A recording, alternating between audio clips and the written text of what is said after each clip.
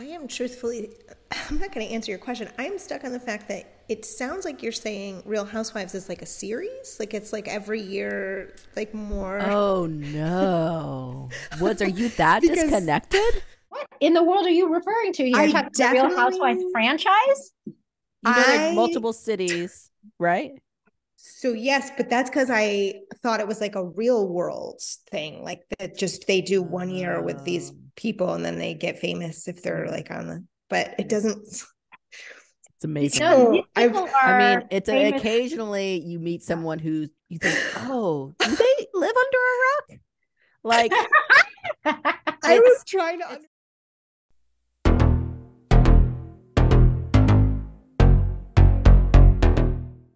Welcome to Attached, a podcast about the loved ones we're attached to and the good, the bad, and the ugly advice about those relationships that maybe we shouldn't be so attached to.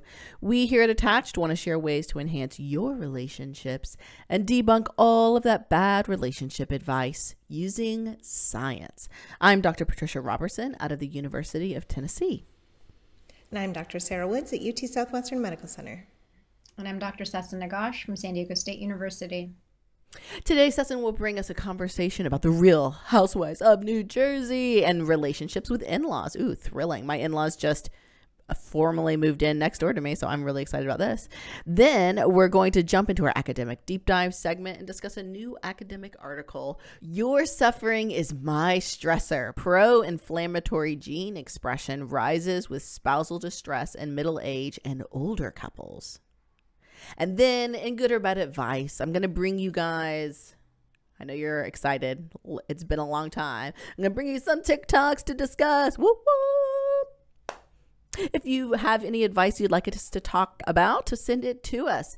You can email us at attachedpodcast@gmail.com, tweet us at Facebook, Instagram, Twitter, all at Attached Podcast, or just go straight to the source at attachedpodcast.com. For bonus content and to support this little pod of ours, please go to our Patreon page, patreon.com/attached, and consider becoming a patron. Also, whenever you listen to our podcast, and wherever you listen to it, whenever, please rate and review it and consider subscribing as well, because why not, you know? Well, we have a really great episode lined up. I'm really excited about it. But before we get to all of that, tell me stories. What are you guys up to? How are things? So great. I've been taking your advice that you shared about planning a family vacation, and that's what we've been working on lately. So I think I used to be more of a planner and really like to make sure that I have everything sort of set up and all these things that I want to do. And now I like to sort of leave that energy to my husband. And I am collaborating in the process. Ooh. And trying to balance like seeing all the things, which is on his list, with knowing what my family can survive, which is basically all my list consists of. Yeah, so we are looking ahead to summer because we're extremely close now and excited. That's amazing. That sounds like an interesting balance to try and achieve. What do you think the likelihood of achieving that is going to be for you and yours? Well, so it's a really good point. We last year needed a lot of conversation ahead of our vacation to like, let's just meet somewhere in the middle. This year, we probably do need a lot of conversation, but it's not happening as much. And so it might just happen on the fly. We might just need to scale back once we're there. And, you know, which is okay with me too. I am flexible. Look at you. Thanks to advice discussed in our last episode. Yes, I'm sure it's entirely up to that. Well, amazing. I hope you have a wonderful summer vacay and get both relaxation and sights and whatever balance is good for you. Sesson, what's up with you? I am revisiting the idea of putting my son into more competitive sports again. Ooh. We completely backed down off that idea Sure. last year because we felt like it was not his thing. And he gave us a lot of feedback about it, as you can imagine, various ways. So we backed off because we were like, we don't want the drama. We don't want to push him and stress him out. Sure. But then recently we've watched his effort when he does participate in anything sports, and it's like zero effort. We're like, oh no, like we went the other way. And I'm like, this is not what we're also aiming for. We do want a healthy level of effort to be put into anything, especially team related, where people count on you and it's important to show up. We don't need him to be the best. Definitely don't need him to, have like a winner mentality. Just try, put your best foot forward. And so, yeah, I'm really nervous, but I've been like spending a lot of hours this week trying to figure out like what level of engagement, you know. Sure. What are you thinking? Well, he's done like competitive like baseball league kind of things and Sure. like taekwondo and but then we backed off. We started doing like choir and little kids Broadway classes, like things that are more Cool. his interests as Yeah. that are not so competitive. But we went to soccer this week and it was like I remember Sarah mentioning something about going to your child's softball, I think, activity and some of the ways that impacted. Yeah, I just remember going and being like, I don't want to be here. Like, I'm so mad that he's not trying. And I wanted to go onto the field and just like, I'm not here for you to sit there and do nothing.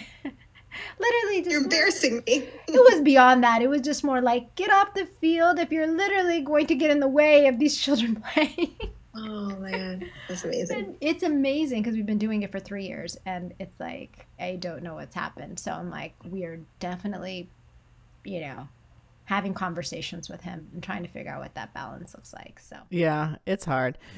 My middle is playing soccer right now, and he wanted to play, but he's definitely showing signs. He says he likes practice, but he doesn't like the games. I was like, okay, fair enough. So we'll finish out this season and see if he wants to do it. But then he'll be like, oh, I can't wait for soccer tonight. And I'm like, but you just said. It's just interesting. They're so young. Mine do at least, keep oscillating between what they do and don't like. So we'll see what they all develop into, what they end up liking to do. Don't know. Yeah, it's interesting. This semester has fully kicked my tail. Like, this semester I've had strep twice, 2 rounds of a stomach bug. Thank the Lord it is almost over. We're in like final season right now and grades are being posted. I am so thrilled for summer to be here. Not because of vacations or anything like that. I'm just ready to not have to show up for work when I'm sick. So that'll be lovely. So right now I'm like purely in survival mode, trying to make it through this last week or so. And then I will be able to experience joy again. I'm not really sure if I remember what that's like. I'm just kidding. Only a little bit. Every bit of a joke, 50% of a joke is the truth. I haven't heard the stat on that. 50%. No, me either. That's a lot. That's a big. That's a lot. Huh? I gotta pay attention to your jokes more. Yeah, that's a lot. Throwing around a stat like that one. Ooh. I know. Yeah. Through humor, some of us survive. But anyway, we'll get through it. It'll be lovely. A wonderful summer ahead of like relaxation and like swimming and outdoor time and movies and stuff like that. It'll be good. Rejuvenate the battery. And then next semester, it'll be fantastic again, right? Right? Right? Right. Right? Okay. That's how you stay employed.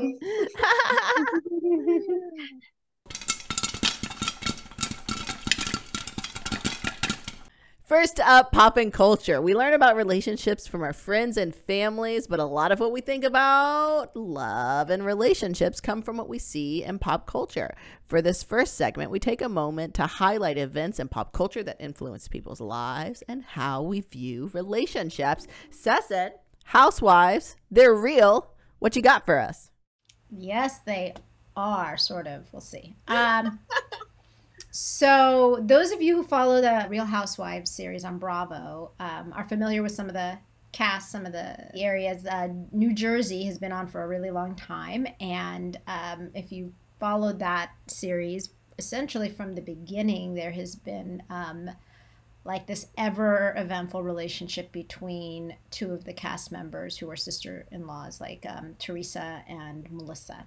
And through the years, they've had a lot of ups and downs, more downs, it seems like, than ups. But, they have really struggled to find peace in their relationship on and off the show. It seems like, I don't know, of course, a lot of the history, and of course, won't speak to stuff that I don't see on camera. But I will say that watching that relationship dissolve has really made me think about, and seeing how long sort of the challenges have existed.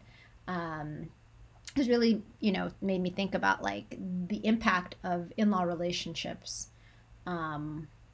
on one's marriage or partnership, right? And the short-term and of course long-term implications of that. So I was like, oh, I'm really interested being, a couple and family researcher. I don't really come across a lot of research that talks about the in-law relationship.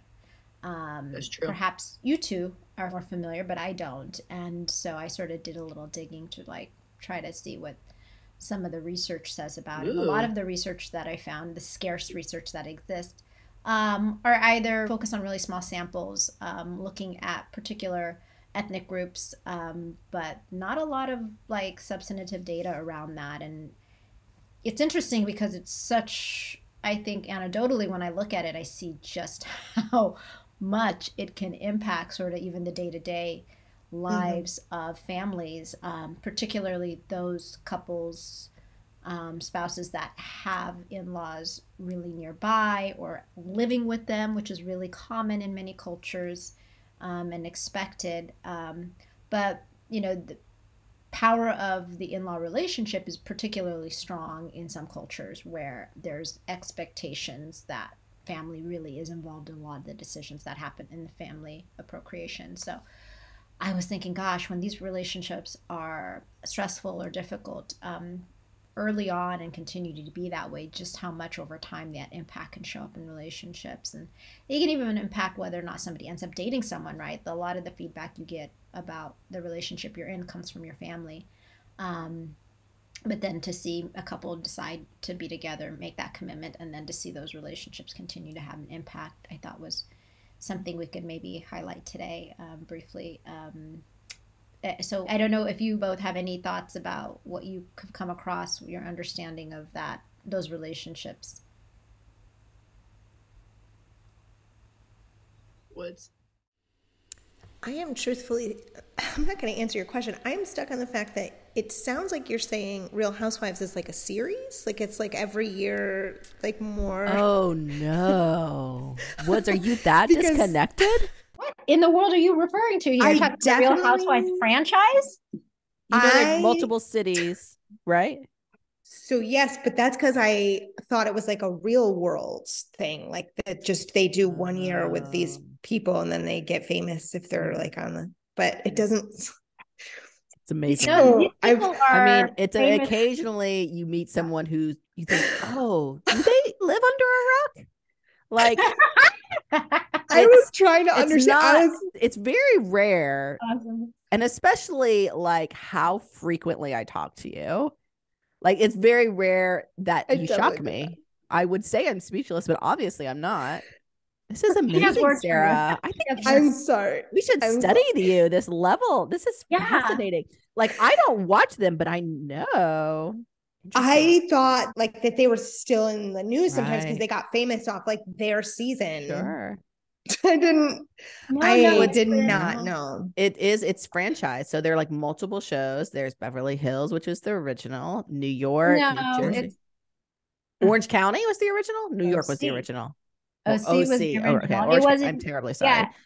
There's an Atlanta one. There's been a DC one. Don't they have like reunion episodes though? Why are they reuniting if they're together all the time? Do they have a season? Right? Yeah. So New Jersey will have a season. And at the end of that season, they'll have a reunion episode because, they filmed it like 6 months ago. maybe 8 months They'll ago. talk about their season. They'll talk And then about they'll come back and talk about the season. After it's aired. After it's aired, like Top Chef, right? Oh, sorry. Oh, the look on your You're face. talking to a reality So sorry. TV show novice here. So, I'm so But that's sorry. next level because like everybody knows how, like even if you don't know reality TV, I you know mean, Housewives, right? Like that's this is why I'm so shocked. Yeah. I'm sorry. I could probably speak to the in-law literature, however. Yes, that is why you're here. That is why you're here. Oh my gosh, guys. It's not I your probably should have reality. just kept it inside, but the more you No. were talking, the more I was like, oh, I think she means she's followed these people over time. How can that be? A decade. Yeah, they've been on TV like Oh my God. Stop. Like some of these multiple relationships seasons. have been I'm on. embarrassed by myself. No. No, don't be. Yeah, don't be. I think like if I was above it all, I'd be like, It's above it all. No, that's a good frame. I'm so above it. Oh, I couldn't even say it cool. you're not PR, but she is. That's I mean, I don't think there's a lot of science about like sibling relationships.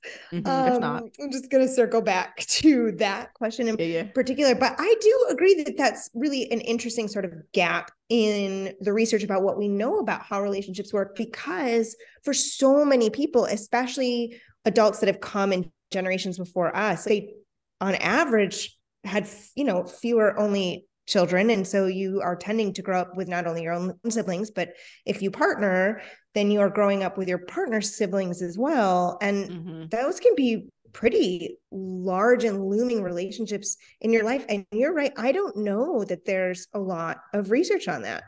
And yes, I think that's fascinating. I would agree specifically on like sibling in-laws, brother, sister-in-laws type of situation. Yeah. There are studies on like mother and father-in-law and how those relationships and what they look like, especially when you start dipping into like the caregiver literature and caretaking and what that looks like. But in terms of that sibling relationship and the in-law level of that sibling relationship, I 100% agree with you. But it sounds like Sesson maybe found some stuff.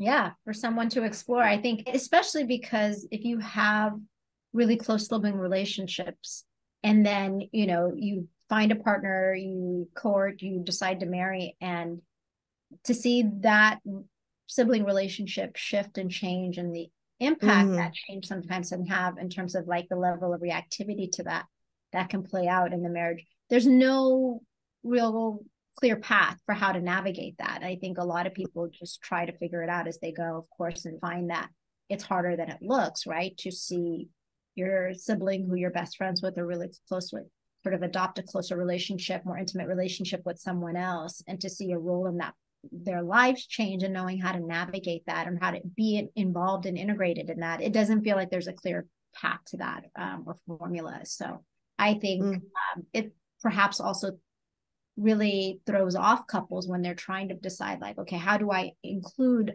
this other dimension of my relationship into my life? Like, I think we spend a lot of time thinking about the person we're going to be with and not everyone else they come with. Yeah, exactly. And how do we navigate those, what can be really complicated relationships, especially as relationships start to change and their reaction to that change and how they sometimes may take it out on the partner or react to the partner. It's a lot about boundary setting and how to do that. And especially when you come from different, maybe communities and having maybe different expectations of what those relationships should look like. So there's a whole lot of complexities and nuance and all of that, of course. But I do think that the fact that we don't really study it as much as we should, given the impact it has on relationships, is something better. Yeah.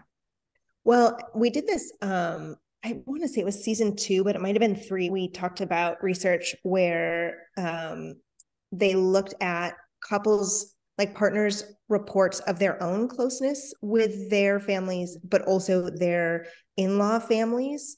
And those were not always concordant. And the issue was when husbands essentially over-perceived, like they thought they were closer to their wife's family than the wife said that they actually were, it predicted divorce long term. So it's so interesting how all of those sort of relationships nested inside each other do really sort of impact the relationship with the person that you've selected to be with. It's really interesting. It is. And from what I found consistent with that, from the little literature that I found, it really did suggest that there is, it is harmful when those relationships are not stable and consistent, that it does have, impact on marital outcomes and satisfaction long term. And so it matters to nurture those relationships and to be really mindful of those. And, there's no clear path to how to do that. So I think it would be helpful to see some more work in that area done to help families and couples figure out, like, how do you address these things? I know we talk about it sometimes in couples therapy, but also, like, we're not really guided by the research on that. So it's true. Just theory, systems theory. Yeah. So yeah, I really, as I watch that relationship and how ugly it is, I'm like, oh my gosh, it's really sad to see how not only the relationship is strained, but the impact it has on everyone in the family, including the children, including the sibling who's stuck in the middle there. It's like, it's a sad sort of state of affairs. And again, it goes beyond the parents, like the mother-in-law, father-in-law, but also the siblings in those relationships too, and how very much those relationships can impact the relationship between the couple. So be thoughtful about those things. Well, that is my message to the audience. Be thoughtful. I love it.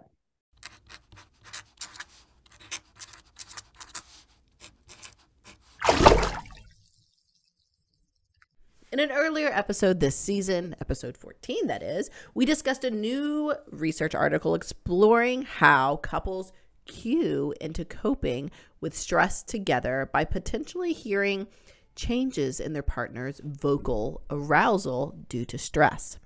In today's academic deep dive, we're going to take that one step further and explore how spouse's emotional distress may affect us at the cellular level. Wowie wow. New research in the Journal of Psychoneuroendocrinology, led by Dr. Stephanie Wilson at Southern Methodist University, tests how pro-inflammatory gene expression found in blood cells circulate through our bodies may shift when our partner's distress becomes more apparent. Lots of research has actually found that marital quality is linked to inflammation as one way our body responds to people we're attached to. For example, earlier studies found that people who rate their marriage as less supportive and less satisfying, and couples who discuss their relationship problems with more criticism and blaming actually have higher levels of inflammation than their happily married peers. Greater inflammatory response to that type of chronic stress can have huge consequences for our health. In fact, researchers have found that unhappily married people are more likely to experience cardiovascular events, diabetes, and even earlier death. These authors point out, though, that as couples are together longer and age, conflict in general tends to decrease, and couples that stay married tend to be happy in general than those who divorce. This makes sense. This is logical. However, the unavoidable stressors of adulthood persist. Do they ever? Such as work stress, family demands, caregiving, grief, and so on. So these researchers set out to test whether witnessing our partner's emotional distress in the face of life's ups and downs evokes changes in our inflammatory biology. When I was reading through this earlier, Sarah, I thought of this book that I'm currently reading called The Soulmate Equation. Have you guys heard of it? No. It's a fiction. It's not fact. So this maps on very, very tangentially. But it's very fascinating because it's like they developed this dating app, but rather than just like your profile, you do a profile of what your likes and dislikes are, of course, because there's choice in this. But they also take your DNA samples and match you on these aspects of DNA that they did a lot of research on in the book. Again, this is fictional, of like long-term married happily couples, how their DNA matches each other. And so they match people, and however much you're matched is linked to how much of a soulmate you are with people. And that's what the dating app is. Obviously all fiction, but it definitely reminds me of this at the cellular level, that we are connected or can influence each other. Very fascinating. Sarah, bring us back into the actual research world here. Tell us what these human actual researchers in a nonfiction world found. I don't know. I'm pretty impressed though that you just held up that book that you're reading for fun and that you also like leave it on your desk at work. Like you are actually working on the actual DNA of relationship. You just leave that around like, oh, that's people some know. double helix or in your face. It looks fancy. Like maybe it's a textbook. You don't know. Right, that's right. You don't know. And it might be real. Also, you don't know. You don't know. So this study that we're talking about today is a new paper. It is part of a larger project that these researchers have done. And this one is really, I think, very interesting and different than other kinds of research that we've talked about where they're inviting couples to come into the lab and typically talking about their relationship. So usually stress between the two of them, conflict that they have, that's part of what they're doing, but it's a little bit different, which I think is really interesting. So they had, their sample was 19 middle-aged and older couples who were married or in marriage-like relationships. They'd been married an average of over 30 years. They had to be at least 40 years old. On average, they were like 59. Now, important to note, participants were excluded from this project if they had any serious health conditions. So cancer, autoimmune conditions, diabetes, COPD, liver failure. Also, if they smoked, abused substances, took prescription medications that affect your immune system. So there's lots of exclusions. Essentially, they are healthy older couples. Okay. So they brought them into the lab, and these couples did baseline blood samples at the start and rated their mood just at the beginning. And then they had them do what they called a relived emotion task that they adapted to be something that these people did together. So they took turns reliving a distressing personal memory out loud for 8 minutes in their partner's presence. They were told to choose something that continues to elicit strong emotion that they experience as an individual, not a couple. The focus really was on reliving emotions that they had experienced in that moment at that time, rather than sort of reporting just the facts, really focusing on the emotional details. Okay. And the listener, the partner, was asked to silently listen, just take in that experience without interrupting. Then they each rated their moods again and switched roles. And so the listener became the person sharing that emotion, and the other person became the listener. After that, they rated their moods again, and 30 minutes later provided another blood sample. Okay. Now, this study continues in the way that we would typically sort of think about couples research in labs, where they then had each partner talk about one or two of their most significant marital disagreements. So they did simulate or invite them to talk about marital conflict for 20 minutes and then rated their mood and a final blood sample 5 minutes later. So in total, it was like an hour and a half. So many blood draws. So much. Well, yeah, there's 3 bloods. Which is okay. I don't think they call it 3 bloods. Yeah. How many samples? They have 3 bloods. 3 bloods. This is only coming from someone who Science. Cannot handle it very well. But yes. Oh, really? Yes. Oh, interesting. I'm sorry. Are you a fan of it? Yeah. No, I think it's incredible. I think, like when they do, they usually struggle in my veins. So it's not like the most pleasant experience, but it is amazing. They just tap right into that source. And they just learning so much about you. Oh my gosh. Cessin, what are your thoughts about blood draws? Not a fan. I think I'm terrified of needles in general. Sure. A lot better over the years, so I can be brave for my son. But look at you. I think you're gonna have to call moving my on. Okay. What? No. Okay, It's fine. Whatever you're. No, it's fine. It's fine. We love you no matter what.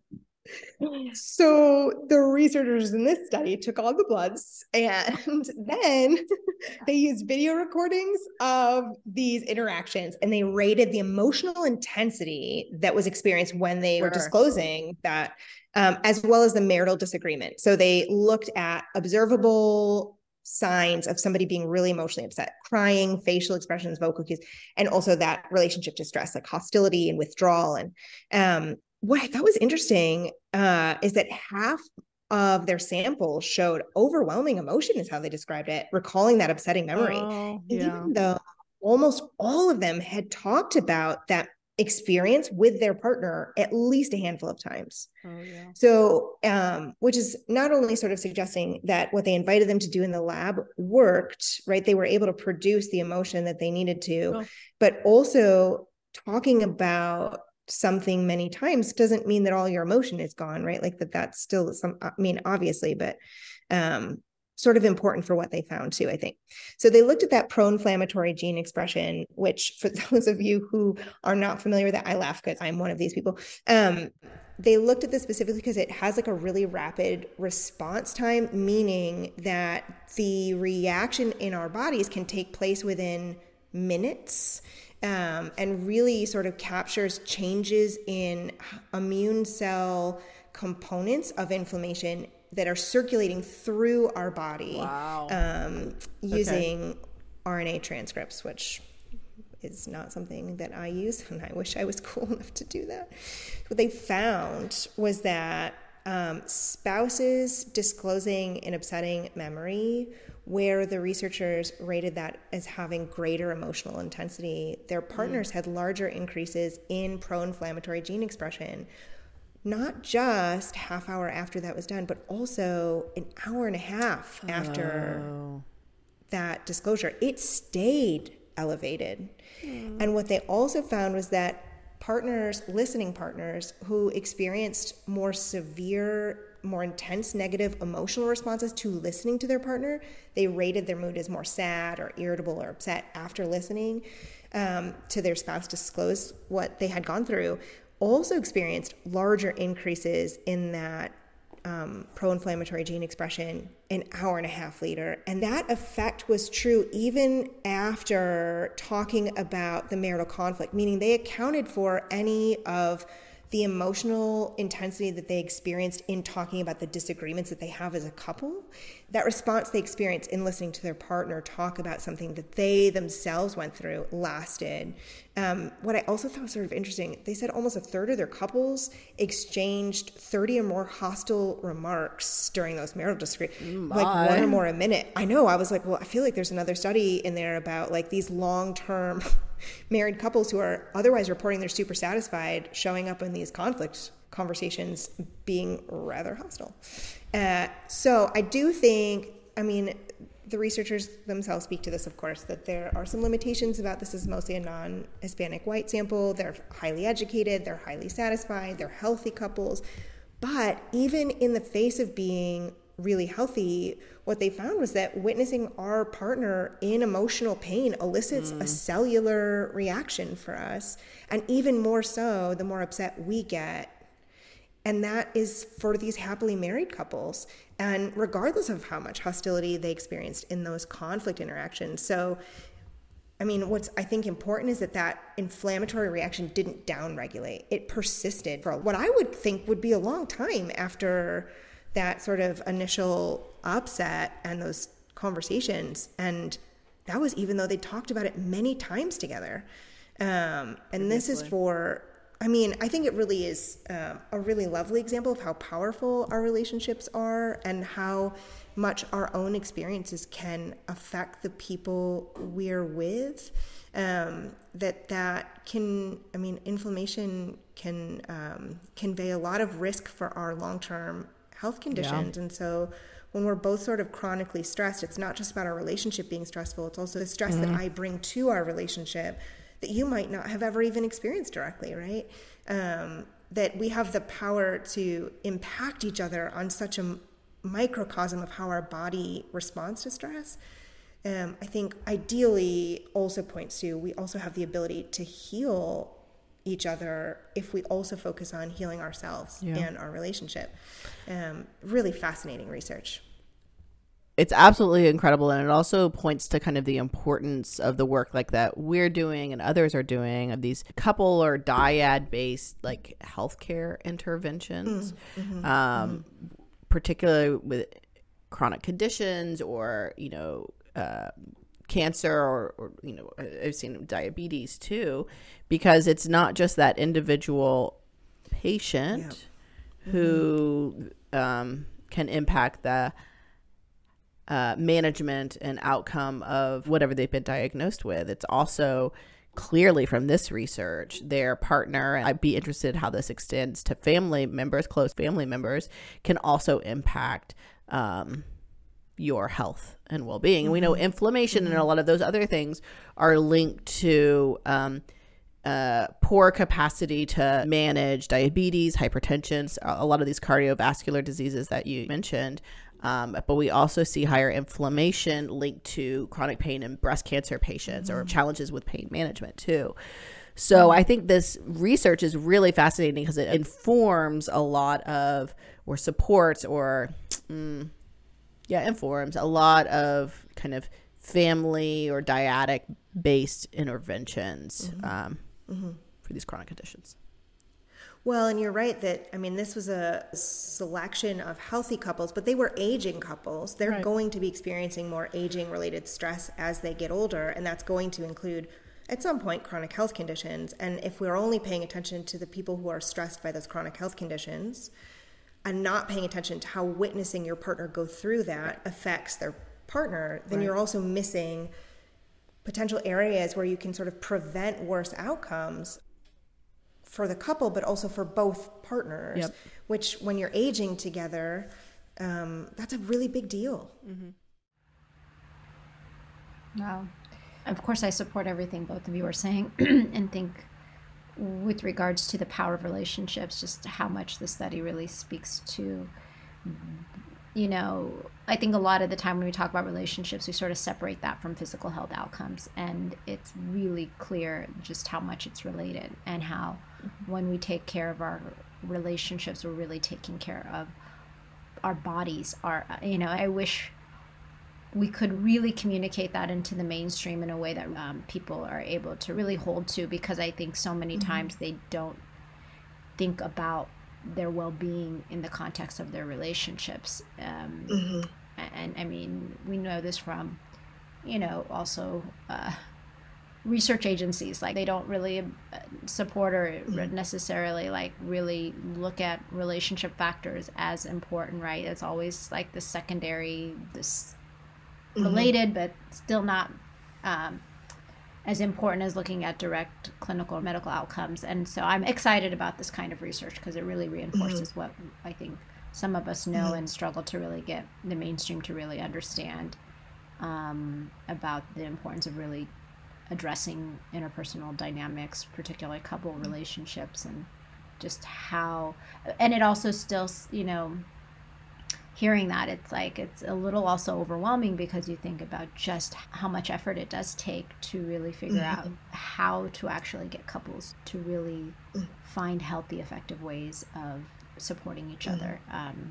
It's so valuable to do that work, just like you're saying, right? Like, it's sort of also, I mean, it speaks to, we have such a huge focus, I think, in terms of what you're saying, in terms of like mainstream, sort of what picks up culturally.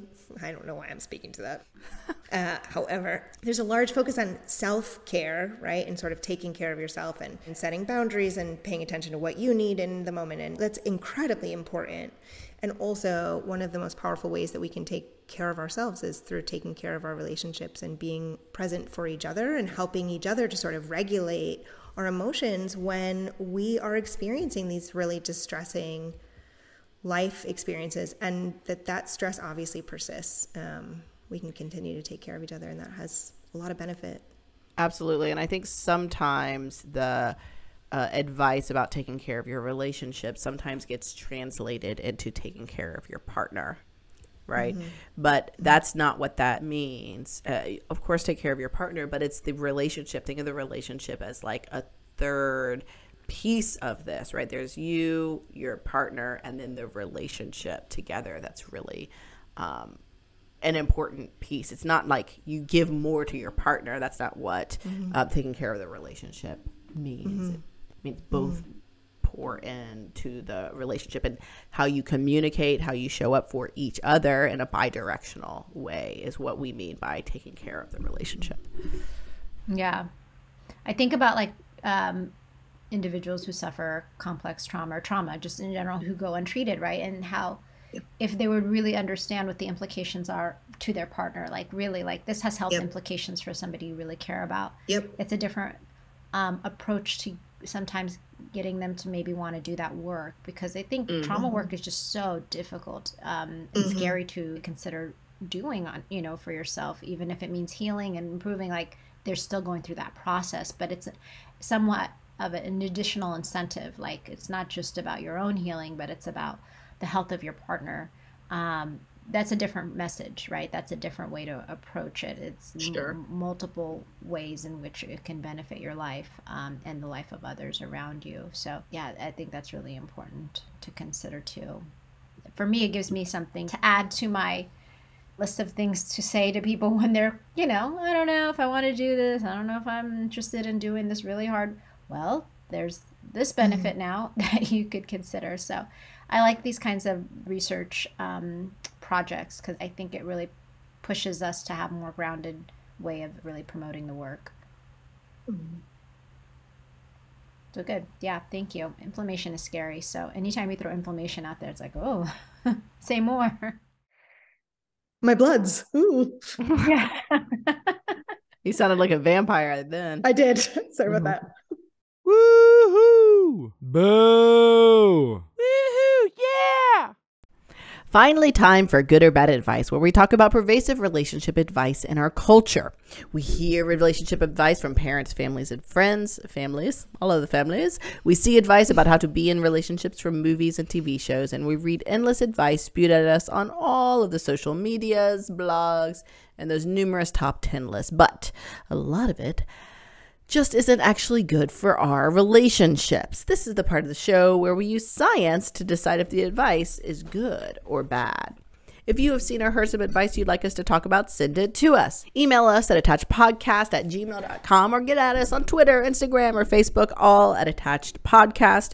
Or just go straight to our website, attachedpodcast.com. While you're at it, please rate, review, and subscribe to our podcast on your very favorite podcast app or YouTube. And as always, share it with your loved ones.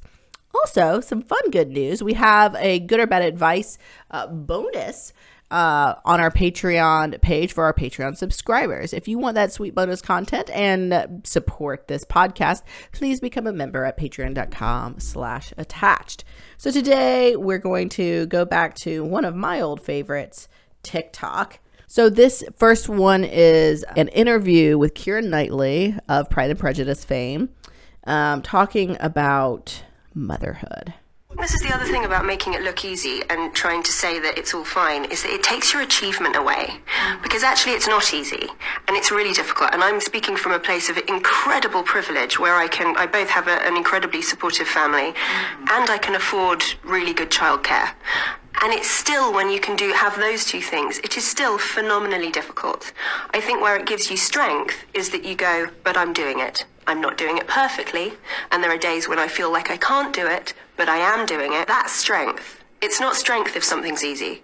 It's strength when it's difficult and you come through it. So a couple of different points that she highlighted, but I'm curious from you all's perspective, good or bad advice? What are our thoughts generally here? Sesson, what are you thinking?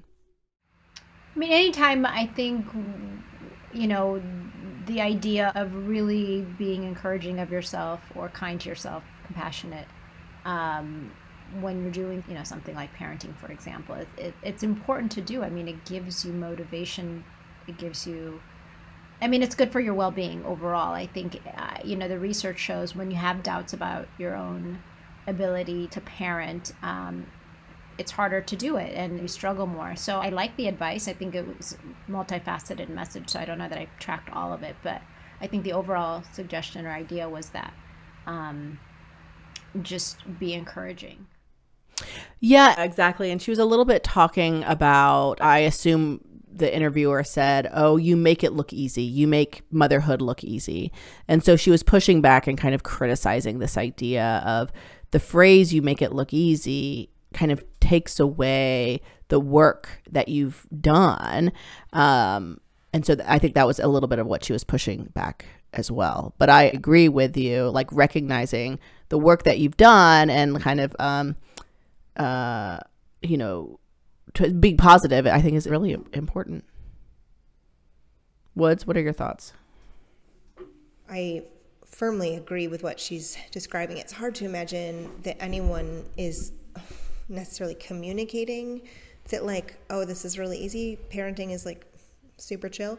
And also we are absolutely inundated with all kinds of messages about sort of ideal, lovely, easy looking sort of parenting family life on like especially social media. Yes. That is so disconnected from reality. All of those mommy influencers on TikTok and Instagram. Oof. Oh man, occasionally I'll come across one by accident. It's like jolting. It's not only not reality, but I firmly agree with her that it sort of undermines how valuable it is that you persist. And that resilience piece is sort of what she's speaking to, is that like this is really hard work, and I am essentially showing that I'm capable of doing hard things. I'm persisting in something that does not just sort of come naturally and isn't no effort and doesn't take no help. It is challenging, and that's part of what is so special about what I am accomplishing, is that it's not perfect and it's not easy, and that makes a lot of sense. Anyways, I appreciate that message. Thank you for sharing that. Yeah, I also really appreciated, she recognized two of her privileges, right? One, she recognized her financial privilege, being able to afford really good childcare.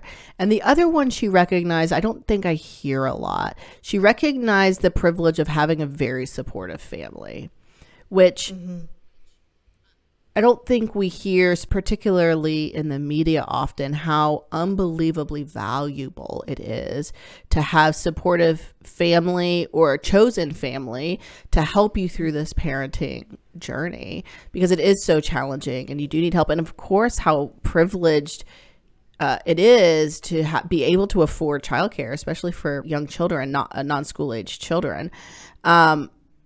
And she said, even though I have those privileges, it's still incredibly hard. So what sometimes you say, Sarah, like both things can be true. Yes, I'm very fortunate to have these resources at my hands, a supportive family and the capacity to pay for good childcare, but it's also really challenging, right? They're both true. And I appreciated her recognizing those two types of privileges she had, and also saying, but that doesn't diminish the challenges that I'm facing. All right. So next up, this one is actually kind of feeding off of what these next two. I think Sesson talked about maybe last week or the week before, last episode or the episode before, about workplace friends with Kelly Ripa.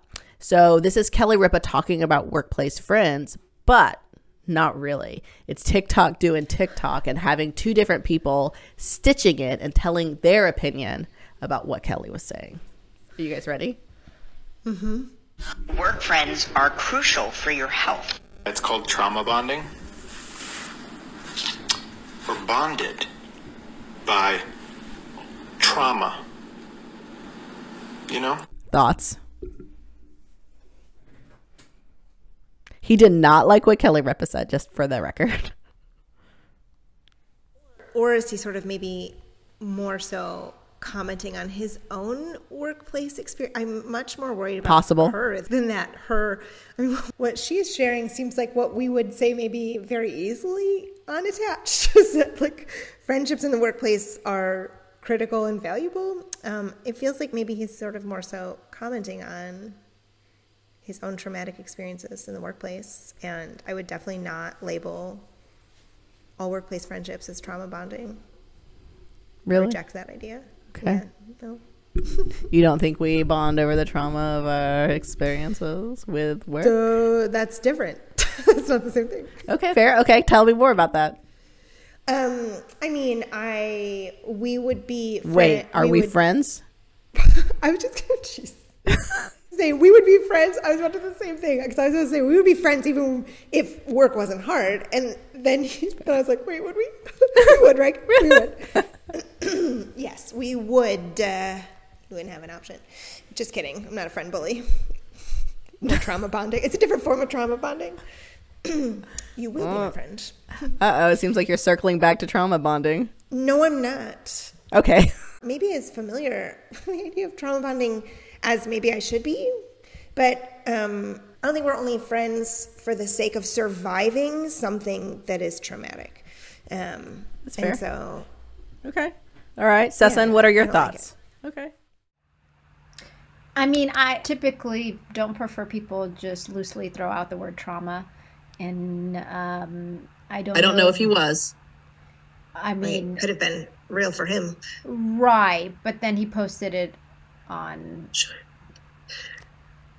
for the world to see. So, if he were to say that, my experience, but I think people may hear that and think, oh gosh, that whatever she said there's a direct connection there, and I just don't see that. So I think, again, he's maybe speaking to his own experiences, and I don't see how one is tied to the other directly. And so, yeah, I just think I prefer people not just about trauma when somebody describes a relationship without really using any disclaimers. So I think there's a lot of the word trauma is very loosely used nowadays in my experience, and I'm always like, I think we have to be really careful, because when somebody experiences trauma and the impact that it has, like if we're using trauma more casually, even if, again, not to say they may not have a traumatic experience, but in the way they're just throwing it out there, it can feel a little loose. Interesting. Well, I think Go ahead, say what's. I was going to say, I think trauma bonding is referring to typically the relationship between like a victim or a survivor and the person who's perpetuating the abuse too, right? I don't. In the research, I've heard it more in terms of like people who serve in the military together. Oh, and having shared experiences. Experiences of trauma. Oh, and I've heard of it more in the context of a person who developed like an unhealthy relationship with the person they identify as their abuser. I've heard it in the other, like in the military literature and like that. So I think it depends on, of course, how he's saying it. I think there is a lot of talk recently, especially among like younger generations, about how corporate America is so exploitative of workers, especially young workers. So I think that's kind of what he was referring to, is that kind of discussion among people about how exploitative the workforce can be. Well, then it makes me wonder too, oh man, why that brief little TikTok, now it's got my brain all going. It makes me wonder too then about whether those relationships prevent people from leaving exploitative sort of toxic workplaces, because I guess in either interpretation or either understanding what trauma bonding is referring to, either you've developed close relationships to survive trauma with other people that you are working with, that's going to prevent you from leaving and getting out of that situation, or you've developed sort of an unhealthy, although albeit sort of frame that probably is very necessary for survival, unhealthy relationship with the person who's perpetuating the abuse, which would also make it very hard to leave, right? Either interpretation means you'd get stuck in an exploitative workplace you could be there for a long time based on really unhealthy relationships. Oh boy. Which we see happen a lot. There's a lot of, I'm on a lot of like workforce. I see a lot of workforce social medias and people's experience about how bosses manipulate or their experiences therein. And there's also this trend of bosses and management trying to convince junior workers to stay because we're family. We should stay together rather than paying them what they're worth. So there is this exploitative really in the workforce right now that a lot of people are talking about, voicing, and trying to push back on. So for me, and I guess I know those conversations and how they're ongoing, what he's talking to speaks to that aspect of that ongoing narrative that I've heard about in the workforce genre of conversations. So another one, get ready, buckle up. Work friends are crucial for your health. She's not talking to us. She's not talking to us. Your coworkers are not your friends. You can be nice to them, you can be cordial to them, but they are not your friends. Act accordingly. So based on the conversation we just had, what are your thoughts? Good or bad advice? Woods? Well, I don't know if she's sort of referring to the position of power that we're presuming that Kelly Ripa has in her workplace. Maybe. So I'm going to read you some of the comments to kind of help with the. Honestly, it feels like a Michael Scott. We're implying like a Michael Scott situation. Maybe. Where we're suggesting she thinks her workplace is her. So this is a comment. Yep, I already got friends. I'm good. The next person, the friendship ends when the day ends. I don't have contact outside of business hours. Keep them at arm's length. Your weekends are always fine, nothing too crazy, and your day is good, well, so far. How about yours? Nothing more. Yep, church and state, work and friends. Oh, interesting. I suppose that's one way to approach things. That it isn't how I approach things, but I do watch for that boundary. If there's a power differential, I don't want to assume, because that's less healthy, right? Mm-hmm. That I assume we're friends and I'm going to be contacting you outside of work at all hours, at all times. But I have a supervisory capacity. Like, that's an unhealthy relationship. That I wonder if that's sort of part of it. But interesting. I mean, if that's not a fit for somebody, then certainly being forced into friendship, which I know you're not suggesting is happening here, Patricia, that would not be enjoyable. It's a good point. I think it is a boundary being set, which I always am pro boundaries being set. Sesson, what are your thoughts? I think friendships takes different forms, right? There's different typology for friendships. So I think the term of friendships was used sort of really generally. And I think what I imagine she was trying to capture is just be mindful of, like you said, boundaries and what you say and how you say it. And you might develop some relationships at work that are healthy, that are more, friends of acquaintances or active friends that you spend time doing certain activities with. They don't have to be lifelong friends or best friends or confidants or the kind of friends where you have these really deep, intimate relationships. You can save that for other people in your life. Be friendly and respectful to them. Be them. friendly, and even you can identify as friends, but there's limits, right? Friends that, like with every friendship, there's limits to it. So you still act accordingly. I think what she's trying to say is, like, don't do anything that will ultimately jeopardize you professionally in those friendships, which I think is sound advice. I think being mindful of that there is a different layer to this relationship that you have to really be mindful of, because there's implications to saying or doing things in that relationship where there wouldn't be in other relationships. So it's just about knowing the friendship, knowing sort of how to navigate that given the context in which you share.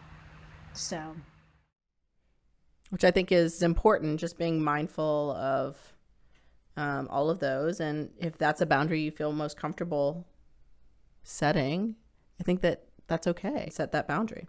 All right, last one. This is from Stephen Colbert. What is your best parenting advice, from an audience member? What is your best parenting advice? My best parenting advice? Yeah. They're smarter than you think. They're listening more often than you imagine.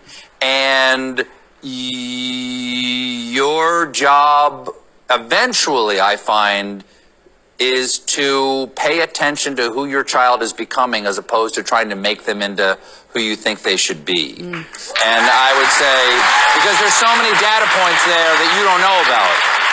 There's so many data points going there that you don't know about, and the fact that the child isn't conforming to your expectations has nothing to do with the child's proper development. It has to do with your expectation of that. That, and the best advice I ever got was from Maurice Sendak when I interviewed him. And I said, what do you think is important about raising a child? And he said, just love them unconditionally. And that's what I try to remember, is that at the very least, just love your children. He goes on. Of course he does. But we'll stop it right there. What are our thoughts? Good or bad advice? Is it Wood's turn? What are your thoughts, Woods? I think that's beautiful advice. So well informed by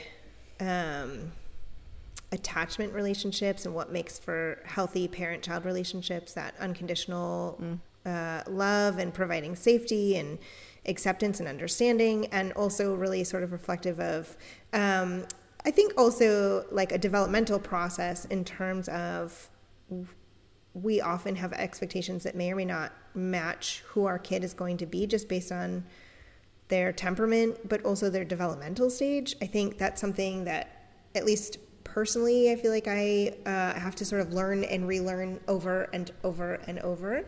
That there is no amount of like reading about what a child is supposed to look like at this age or at this stage, and then it like perfectly maps onto your kid. So taking who is in front of you and understanding who they are, and helping to sort of shepherd them as best you can when, as a parent, your growth isn't static either. So I love that advice. Oh, I like that. As a parent, your growth isn't static either. Sesson, what are you thinking? Good or bad advice? I think anything he says is great, to be honest. So it's a little biased, just put it out there. But I do think the idea when he said just sort of pay attention to who they're telling you they are, right? Like, I think that's so critical, because I think a lot of the time we spend energy as parents trying really hard to get the child to be a version of themselves that we want them to be, and are missing all the cues that they're giving us about who they are in the moment, right? Like, and what they need. And so I'm constantly encouraging, parents to be mindful of really meeting the child where they're at when you are deciding how you want to help them and guide them. It's because there's a way they'll react if you don't do that, right? And so I'm constantly looking to my child to understand what messages he's sending me. Constantly, like, rather than to ignore what he's showing and doing and saying, because I'm so busy trying to instill my own ideas of everything about who he should be and how he should act. So I like that a lot. It's challenging when it's so hard. So when I had our third child, the lady, her name is Sam. She's absolutely lovely. She's been like helping us raise our children. She takes care of the kiddos for us during the day.